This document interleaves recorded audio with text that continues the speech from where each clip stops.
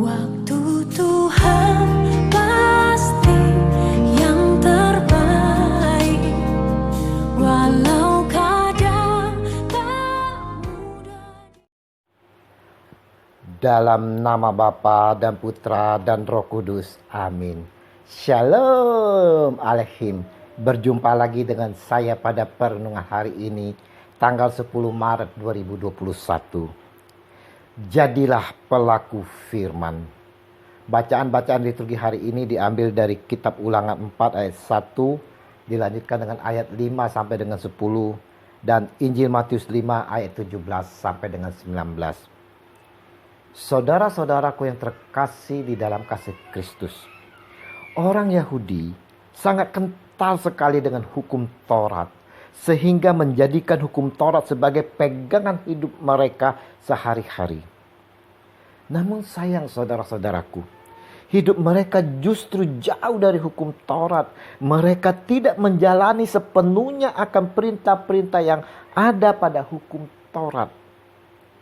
Untuk itulah orang-orang Farisi dan ahli Taurat sangat makan hati dengan Yesus, yang oleh karena pengajaran Tuhan Yesus nilainya bertentangan, bahkan meniadakan hukum Taurat.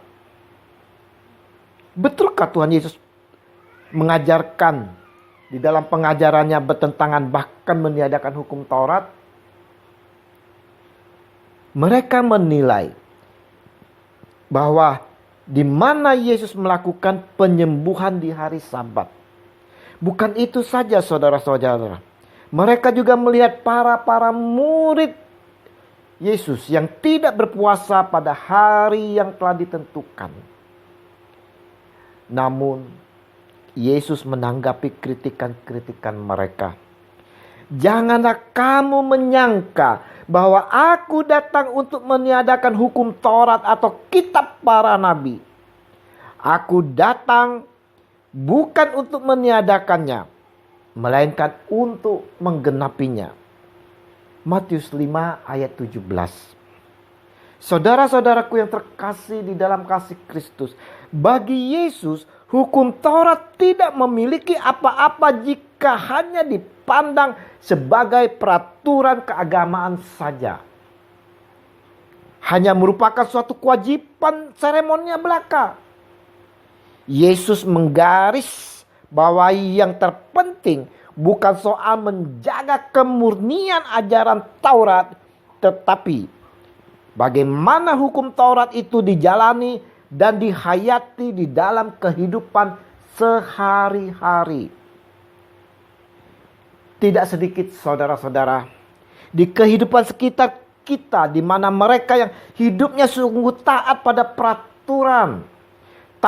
peraturan, menjaga peraturan yang ada, ke gereja begitu rajinnya tanpa absen, hidup di dalam persekutuan, pelayanan kemana-mana, persembahan jalan terus. Namun saudara-saudaraku yang terkasih, dalam kehidupannya masih ada amarah, benci, dendam, sakit hati. Banyaknya ember-ember yang berjalan, membicarakan satu orang ke orang lain, dan dengan mudahnya menghakimi orang lain. Dan yang lebih parah lagi saudara-saudara, tak sedikit dari mereka, mungkin juga diri kita sendiri saudara, selalu memakai ayat-ayat kitab suci untuk pembenaran diri dari perilaku penyimpangan-penyimpangan yang kita lakukan. Seolah-olah Tuhan mengizinkan umat manusia untuk melakukan apapun yang sesuai dengan keinginannya sendiri. Kita semua sering hanya sebagai pembaca, pendengar dari firman itu. Seperti halnya kita membaca dan mendengarkan berita saudara-saudara. Kita tak meresapi dan menjiwai.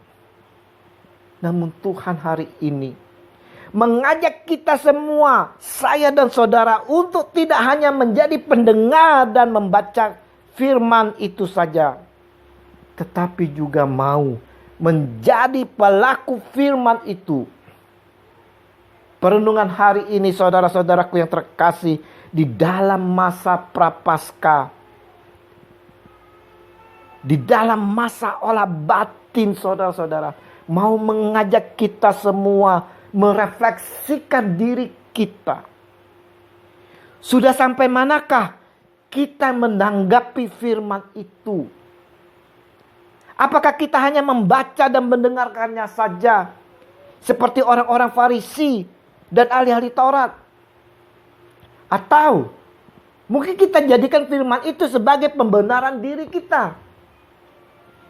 Mari saudara-saudara, kita mau mengikuti, bukan saja sebagai pembaca dan pendengar, tapi saudara-saudara, kita mau menjadi pelaku firman itu sendiri di dalam kehidupan kita. Mari saudara-saudaraku, jadilah pelaku firman yang dikehendaki oleh Allah, Tuhan kita Yesus Kristus. Tuhan Yesus, bimbing dan ajarlah kami dengan kuat kuasa Roh Kudus-Mu, agar kami mampu menghayati dan menjiwai, menghidupkan serta mampu menjadi pelaku sabda-Mu dan kehendak-Mu, kini dan sepanjang segala abad. Amin. Dalam nama Bapa dan Putra dan Roh Kudus. Amin. Shalom.